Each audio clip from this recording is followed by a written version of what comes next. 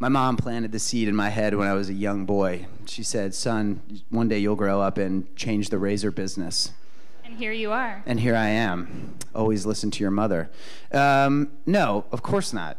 No. Where did the idea come from? So, you know, when I was living in New York, so I won't, you know, I'll tell you the real story.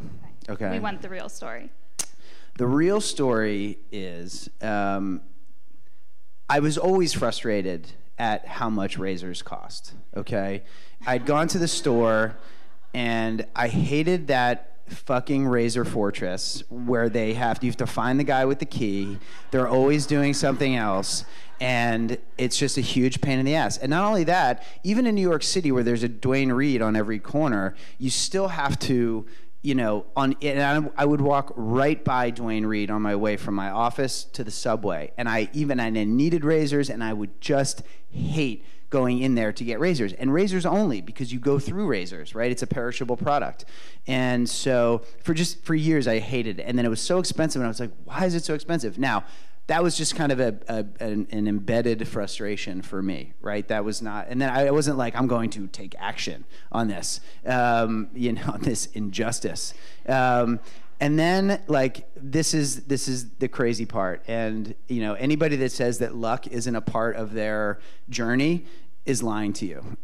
So I don't care how good the entrepreneur is or how, you know, like, hard they work or how brilliant they are. Everybody gets lucky, and you have to get a little bit lucky. And we've not only gotten lucky at the beginning, we've gotten lucky all along the way, which is not to say that we're not good or that we don't work our asses off, because we do, and we are.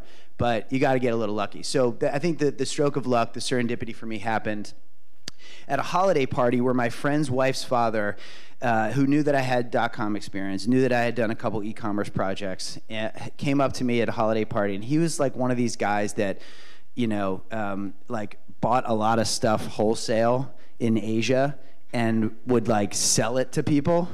Okay. And like, we had a family friend, John Ruttenberg, in Philadelphia, where I grew up, who like always had, like, he would always show up with like a truck full of bikes or soccer balls, and he'd be like, and we'd be like, you know, do you want a bike? You want some soccer balls? And we would never know where he got this stuff from, but we later learned. So I met this guy, my friend's wife's father at a holiday party, who was kind of one of these wholesaler buyers.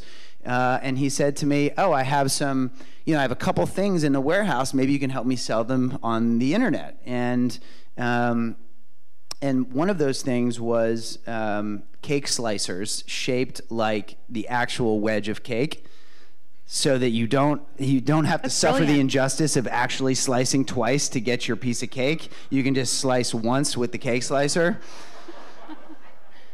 And then 250,000 twin razor blades. And I said, as much as I love cake, I'm gonna go for the razors, thanks. So I ended up buying the razors off of him, and I instantly knew what I wanted to do with it, because I'd always wanted to build a brand, and I'd always wanted to start my own company. And I had tried to start a social network for travelers in 2006, and definitely learned some great lessons there. But I knew right away that I wanted to start Dollar Shave Club, and I had the idea and the name almost right away.